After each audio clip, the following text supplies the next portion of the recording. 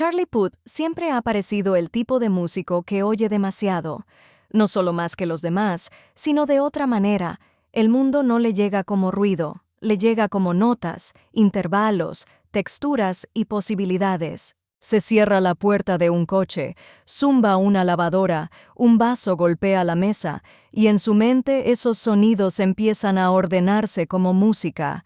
Eso fue lo que volvió tan atractiva su imagen desde el principio. Nunca se le presentó solo como cantante pop, sino como una mente hecha para el sonido, un hombre cuyo talento parecía casi mecánico por su precisión y casi mágico por su instinto. Oído absoluto, melodías inmediatas, hooks impecables y la capacidad de convertir un detalle cotidiano en un estribillo inolvidable. Esa fue la fantasía alrededor de Charlie Puth. Era el chico que podía oírlo todo, transformar la emoción en estructura y la estructura en éxitos. Durante un tiempo, esa imagen pareció una ventaja pura. En un mundo donde a muchos artistas se les admira por la emoción, a Charlie se le admiraba por lo exacto que podía llegar a ser. No solo cantaba canciones, las construía desde dentro, y se notaba la inteligencia en cada decisión. Por eso su imagen provocaba una fascinación distinta. No parecía lo bastante caótico para ser desordenado, ni lo bastante misterioso para ser incognoscible. Parecía controlado, inteligente, hiperatento. El tipo de artista cuyo don técnico casi parecía protegerlo de las vulnerabilidades más comunes que otros músicos tenían que mostrar con mayor claridad. Pero ahí es donde empieza la tensión. Cuanto más se admiraba a Charlie Puth por oírlo todo, más empezó el público a esperar que también lo controlara todo.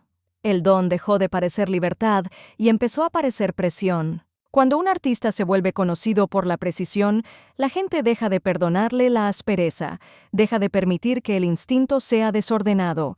Empieza a escuchar no solo emoción, sino pruebas de inteligencia, de oficio, de que la máquina sigue funcionando a la perfección. Y eso puede convertirse en una trampa, sobre todo para alguien cuyo talento está tan ligado a la arquitectura misma del sonido. Charlie ya no estaba haciendo música solamente, estaba cargando con el peso de ser el tipo que percibe demasiado, corrige demasiado y quizá, a veces, pule demasiado. Esa es la contradicción en el centro de su historia. El oído que lo hizo excepcional también pudo haber hecho más difícil que se mantuviera emocionalmente suelto dentro de su propio arte, porque cuando lo oyes todo, también oyes los fallos antes que los demás. Y ahí la línea entre genialidad y exceso de control puede volverse peligrosamente fina. Antes de que Charlie Puth se convirtiera en el artista al que la gente describía con palabras como oído absoluto, instinto melódico o mente de productor, era solo un niño creciendo en Romson, Nueva Jersey, mucho antes de que Internet transformara su don en identidad pública. Pero incluso entonces, la diferencia ya estaba ahí. La música no parecía entrar en Charlie como entraba en otros niños, no parecía un hobby descubierto después, ni un talento hallado por accidente.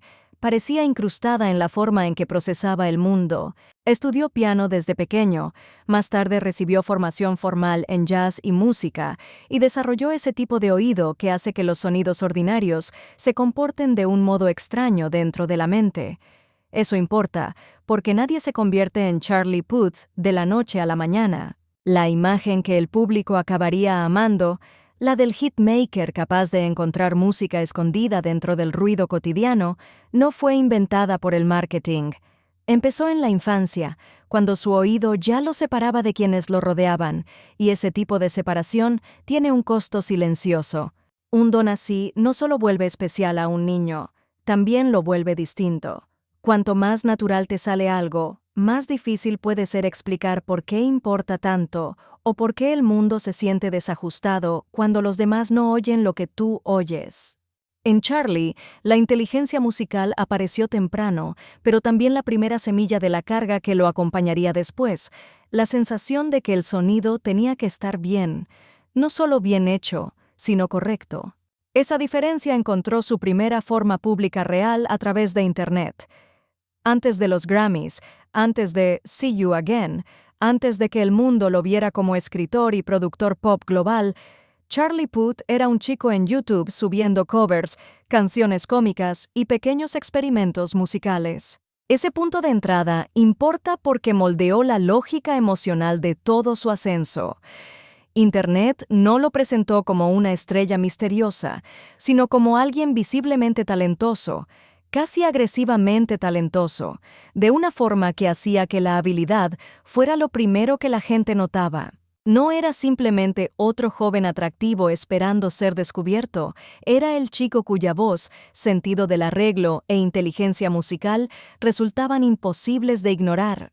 Esa visibilidad lo ayudó rápido, pero también fijó la primera versión de su imagen, Charlie Puth, como el talentoso, el listo, el que realmente entiende la música.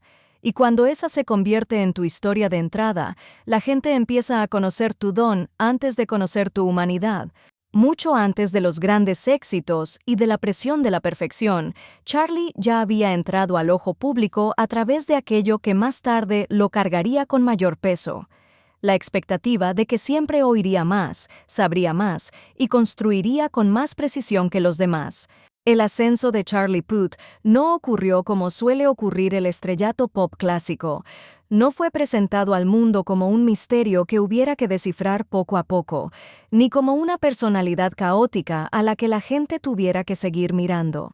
Llegó como una solución, una voz limpia, melódica y hecha para la radio casi de inmediato.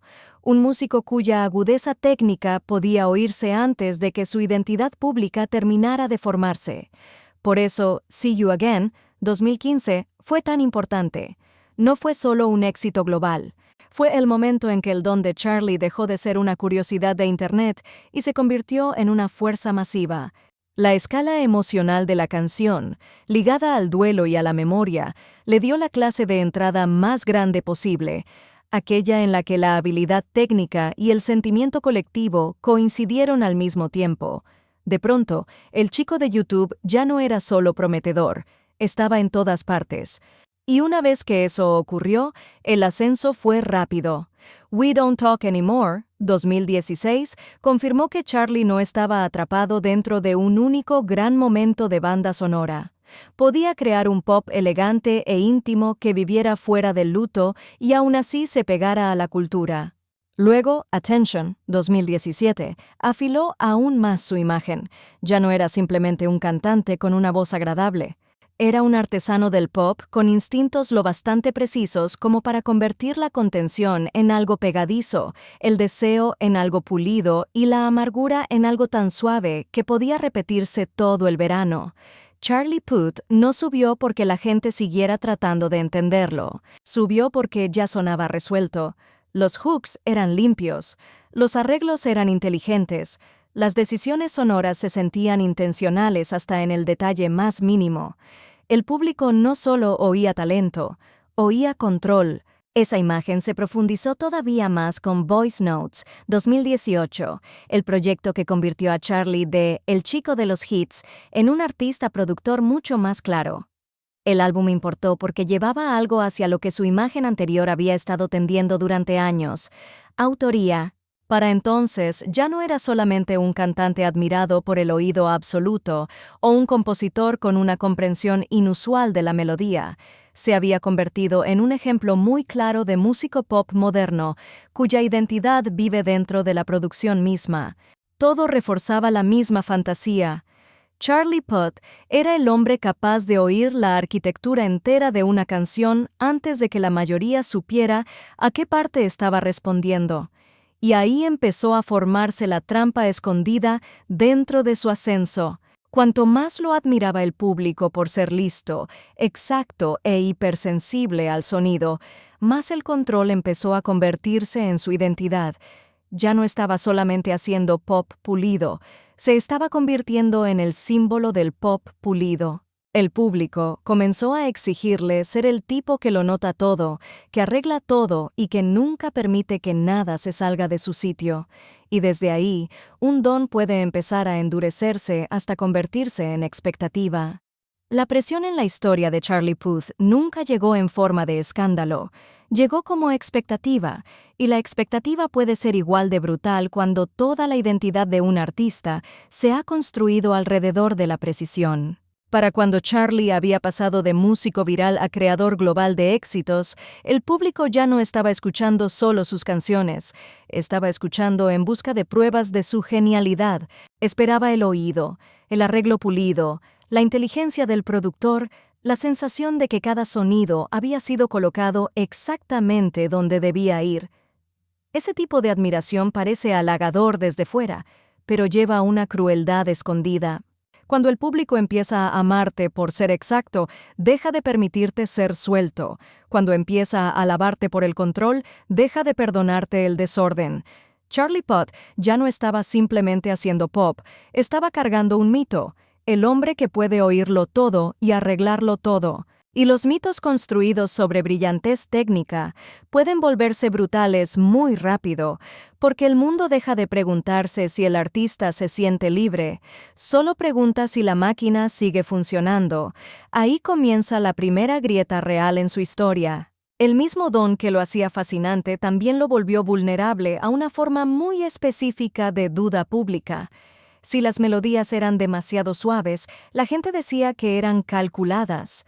Si las letras eran demasiado directas, decían que eran superficiales. Si la producción era demasiado limpia, decían que le faltaba desorden y, por lo tanto, alma. Esa tensión se hizo más visible con el tiempo. Nine Track Mind, 2016, funcionó comercialmente pero fue muy criticado, mientras que Voice Notes, 2018, fue recibido como una gran mejora artística, reforzando la idea de que Charlie podía evolucionar cuando confiaba más en sus instintos. Más tarde, Charlie, 2022, empujó al frente su personalidad de la era Internet y su proceso de composición hiperconectado, lo que lo hizo sentir más visible, pero también más expuesto. Incluso reseñas recientes de Whatever's Clever, en 2026, han elogiado la experimentación musical del álbum y su producción en capas, al tiempo que señalan que algunas letras pueden sentirse menos punzantes que el detalle sonoro que las rodea. Lo mismo que vuelve extraordinario a Charlie Puth, la atención obsesiva al sonido sigue corriendo el riesgo de hacer que el centro emocional de la obra parezca, para algunos oyentes, demasiado gestionado. Y ese es el verdadero centro de su historia, no el miedo a carecer de talento, sino el miedo a que el talento mismo se vuelva demasiado ruidoso dentro de la obra. El mundo sabe que tiene oído absoluto, que oye canciones dentro del ruido cotidiano, que puede desarmar acordes, texturas y hooks con una facilidad inquietante. Pero cuando la audiencia ya sabe tanto sobre cómo funciona tu mente, empieza a oír el cerebro antes que el corazón. Por eso su recorrido se siente como una negociación entre control y emoción. Charlie ha tenido que pasar años demostrando que el hombre capaz de oírlo todo todavía puede dejar algo lo bastante imperfecto como para que se sienta vivo. Y sin embargo, lo que hace que la historia de Charlie Puth perdure es que no perdió el don, incluso después de que ese don se volviera pesado. Sigue oyendo demasiado, sigue notando la arquitectura escondida dentro del sonido. Sigue llevando el mismo instinto que hizo que el mundo se detuviera a escucharlo en primer lugar, pero ahora el significado de ese don se siente diferente. En las primeras etapas de su carrera, Charlie a menudo transmitía la imagen de un hombre empeñado en demostrar con cuánta precisión podía construir una canción.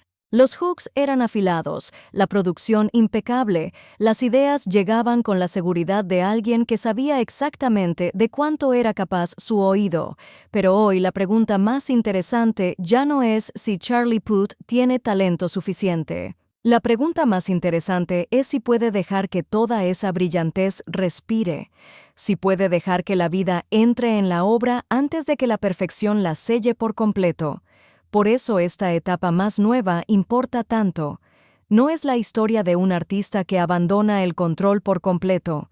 Probablemente Charlie nunca será ese tipo de músico.